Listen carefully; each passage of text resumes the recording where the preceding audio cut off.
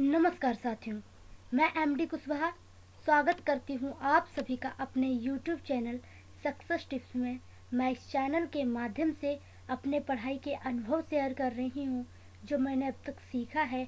तो चलिए बिना देर किए ले चलते हैं आप सभी को अपने टॉपिक की ओर। आज का हमारा टॉपिक है क्लास 10 इंग्लिश का chapter 1 poem dust of snow, जिसके हम क्वेश्चन आंसर पढ़ेंगे। और ये पार्ट 2 है। पार्ट 1 में हम thinking about the text question answer पढ़ चुके हैं और इसमें हम एग्ज़ाम ओरिएंटेड क्वेश्चंस पढ़ेंगे, जिसमें स्टेंजा वेस्ट क्वेश्चन है। ठीक है, तो स्टार्ट करते हैं। इससे पहले मैं आप सभी से अनुरोध करना चाहूँगी कि कृपया मेरी वीडियो अच्छी लगे तो लाइक कर दीजिएगा, दोस्तों में से शेयर कर दीजिएगा और चैनल को सब्सक्राइब जरूर कर लीजिएगा। तो बिना देर के पढ़ते हैं। Read the following stanzas and answer the question based on them. कह रहा है कि स्टेंजा को पढ़ो और उसके आधार पर क्वेश्चंस के आंसर दो। ठीक है, answer the following questions. Question 1, where was the poet standing, यानी जो पोएट है, द पोएट, ठीक है, कवि है, वह कहाँ खड़ा था। Where was the poet standing, यानी कि जो कवि है वह कहाँ खड़ा था। लेखक कहाँ, लेखक नहीं, कवि के कवि कहाँ खड़ा था। तो the poet was standing under the hemlock tree. जो पोएट था, ठीक है, जो कवि था, वह कहाँ खड़ा था। वह हेमलॉक ट्री के नीचे खड़ा था। ठीक है, हेमलॉक ट्री यानी कि धतूरे के पेड़ के नीचे खड़ा था। ठीक है, the poet was standing under the hemlock tree, hemlock पेड़ के नीचे, या कह सकते हैं धतूरे के वृक्ष के नीचे। Who was sitting on the tree, जो पेड़ था उस पर कौन बैठा था। Who was sitting on the tree, पेड़ पर कौन बैठा था। तो अ क्रो, कौन बैठा था, कौवा बैठा था। ठीक है, a crow was sitting on the tree, जो कौवा था वह पेड़ पर बैठा था।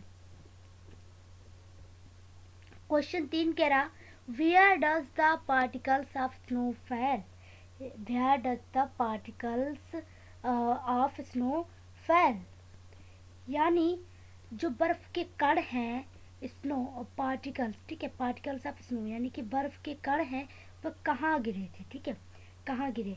तो जो बर्फ के कण थे वह कवि के ऊपर गिरे थे। हमने पोएम पढ़ी है ना, तो उसमें ये दिखाया गया है कि जो कवि होता है वो धतूरे के पेड़ के नीचे बैठा होता है, और वो जो पार्टिकल्स ऑफ स्नो यानी कि बर्फ के कण उसकी बॉडी पर गिरते हैं, और वो किसकी वजह से, वो कौवे की वजह से। ठीक है, कौवा उसके ऊपर बैठा होता है।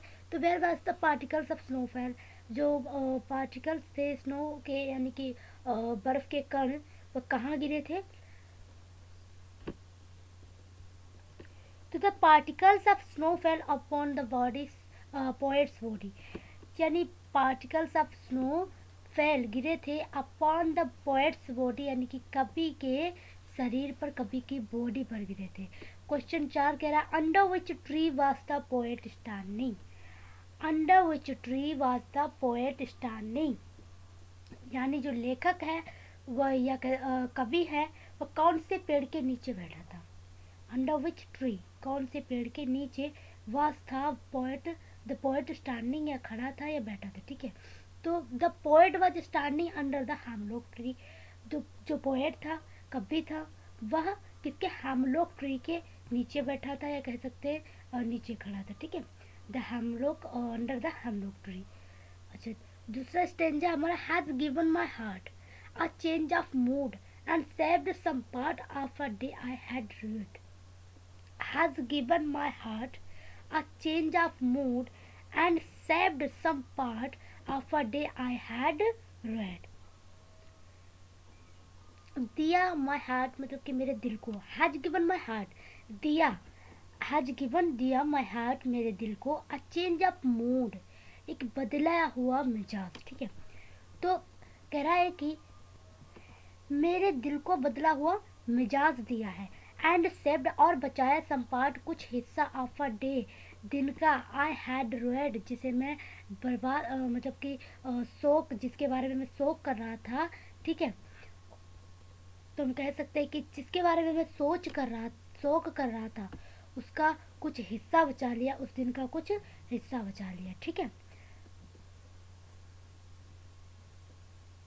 तो इसके question answer the following question.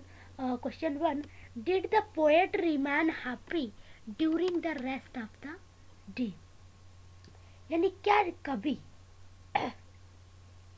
बाकी के दिन में खुश रहा, क्या कभी बाकी के दिन में खुश रहा। तो yes, the poet remain happy during the rest of the day, हाँ जो कभी था वो बाकी के दिन में खुश रहा, ठीक है। Which particles did the crow suck down, कौन सा पार्टिकल, विच पार्टिकल्स, यानी कि मतलब कह रहा कि कौए ने किसके कण नीचे गिराए, यानी कौन से पार्टिकल्स क्रो सैक डाउन नीचे गिराए। The crow shook down the particles of snow, जो कौआ था उसने किसके पार्टिकल्स ऑफ स्नो बर्फ के कण सॉक डाउन यानी कि नीचे गिराए।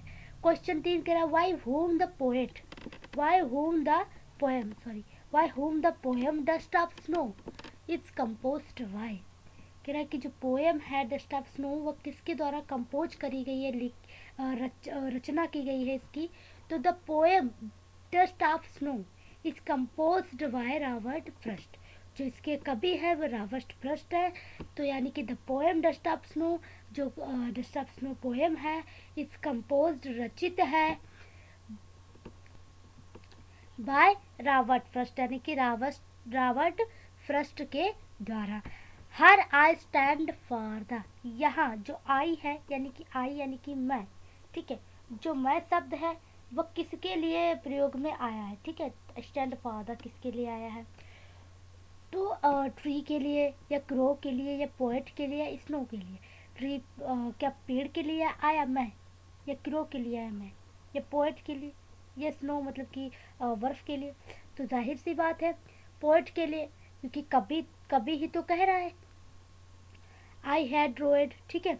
Of a day I had road, तो आई जो है वो किसके लिए आया, वो पोएट के लिए आया। तो हर आंसर सी हमारा होगा पोएट।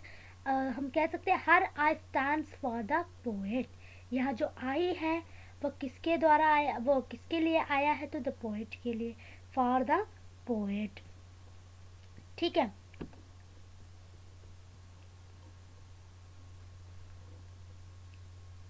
तो आज हमने स्टेंजा वेस्ट क्वेश्चन आंसर पढ़ लिए, शायद आप लोग इसे कर भी लेंगे, ठीक है। एंड अब हम मिलेंगे अगली वीडियो में।